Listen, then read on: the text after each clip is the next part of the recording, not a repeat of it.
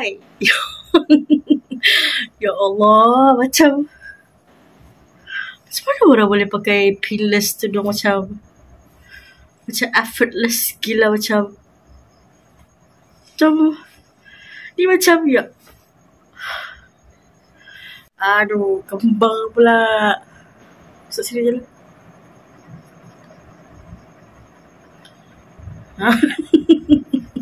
Lain macam. Okay, hai. Selamat datang ke YouTube channel saya.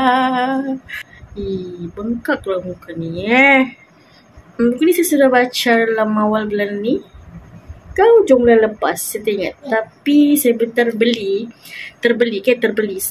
sebab saya ada nampak beberapa video lalu di saya punya timeline FYP TikTok.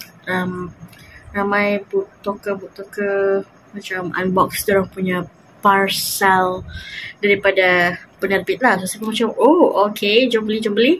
Lepas tu saya pun belilah. Lepas tu ni dalam bukunya yang paling patah antara kita. Okay, dalam buku ni nanti ada 4 orang watak A, B, C, D. So watak A ni dia sebenarnya dia semua mahasiswa. Cumanya yang ini dia macam aktif dalam bidang kelab lakonan, kelab teater macam tu lah. Dan dia daripada seorang pelakon yang hebat. Dan sekarang dia macam dia bukan naik taraf lah, dia macam quit acting. Dan dia bertugas sebagai seorang pengarah. Kalau ada any play ke apa-apa ke aktiviti bulanan ke apakah, dia akan jadi director lah. Okay, untuk B ni pula dia geng-geng orang jugalah, tapi yang B ni dia atlet, dia main basketball. C ni pula dia seorang ahli kelab fotografi. Yang last ni dia adalah pelakon. So saya cuma bagi watak A, B, C, D saja lah. So kalau saya bagi tahu nama, kamu akan dapat agak ke manakah cerita ini akan pergi. Macam mana pengakhiran cerita ini. Jadi saya tidak mahu sebut dia punya nama. Saya cuma gunakan karakter A, B, C dan D. Kalau tengok dekat kita punya kalau tengok dekat sinopsis pun, okay, saya baca sinopsis dia lah. Kau okay? Ringkas. Tetapi paling susah nak jawab. Walau yang tanya itu sahabat yang paling rapat. Walau yang tanya itu ahli keluarga sekalipun. Susah tak kalau sebenarnya kita mahu menjawab tak. Tetapi hati sendiri tak pasti apa yang akan jadi lepas tu. Kenapa emosi? Takut hilang kawan, takut kena marah. Kau okey tak ni? Dia hanya senyum segaris macam biasa. Okey, daripada situ kita boleh nampak apa sebenarnya buku ni. Buku ni sebenarnya dia punya jalan cerita macam mana. Tapi apa yang saya boleh simpulkan daripada buku ni, nanti kita akan tahu di antara 4 orang sahabat ini siapa yang paling patah.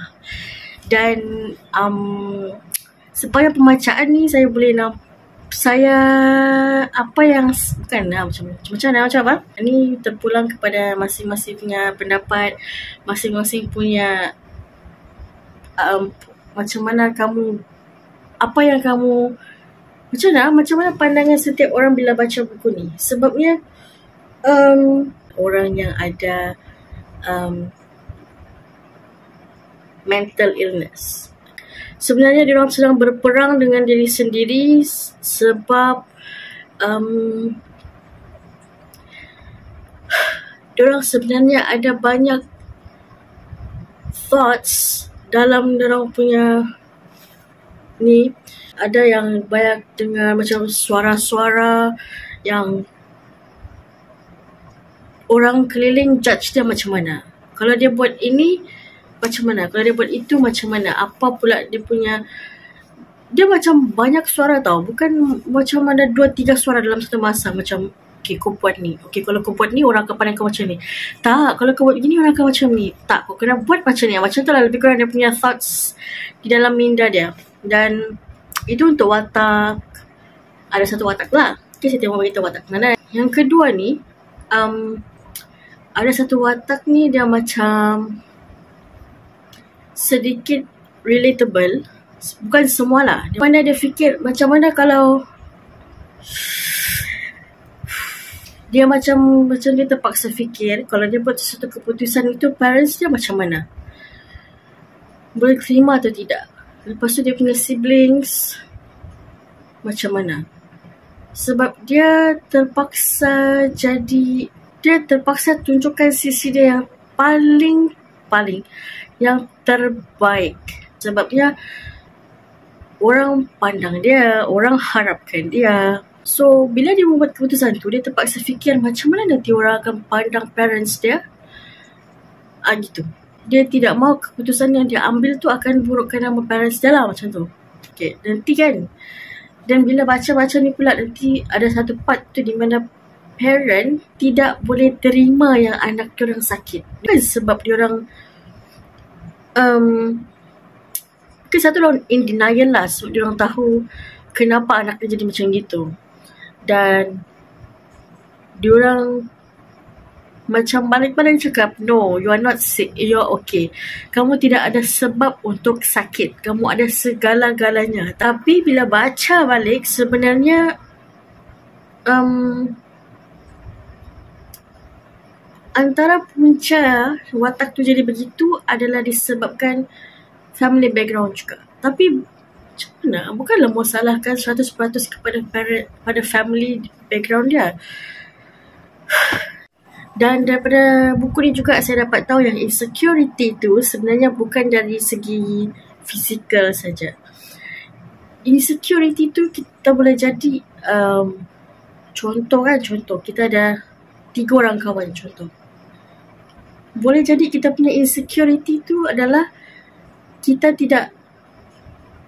macam antara aku dengan dia siapa lagi dapat dengan C. Contoh ABCD kan, contoh ABCD. So contoh saya C. Macam antara aku dengan A siapa lagi dapat dengan B. Macam contoh kalau ada apa-apa jadi dekat si B, adakah rahsia dia yang aku tidak tahu, macam tu. Insecurities tu macam mana? Begitulah. Lebih kurang. Dia macam maksudnya bukan fizikal semata-mata. Macam saya sudah tentu saya punya insecurities tu adalah saya punya gigi. Sebab tidak teratur gitu. Lepas tu physical body.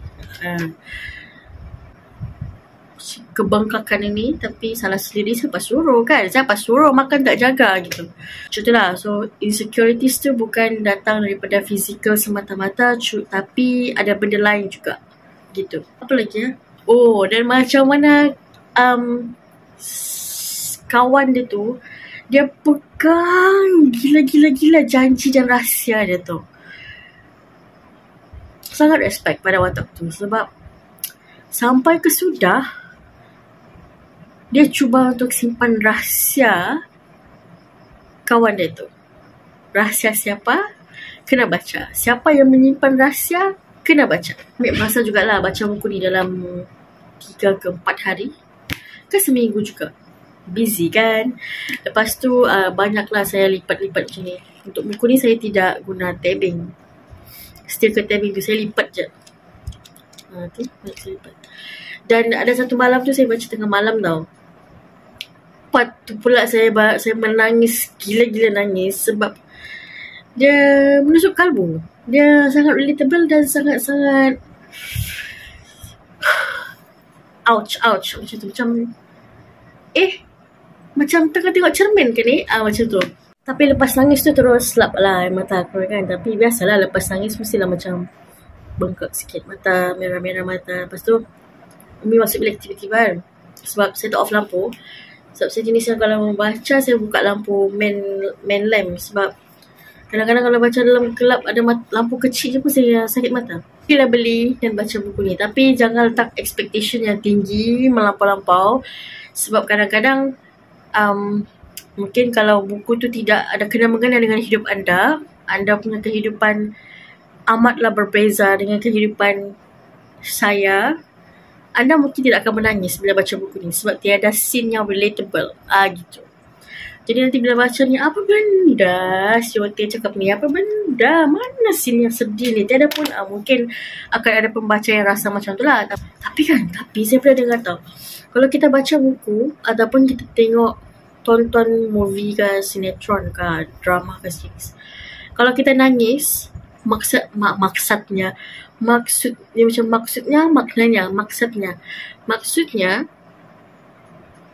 ada something yang dalam diri kita yang unsettle. Gitu.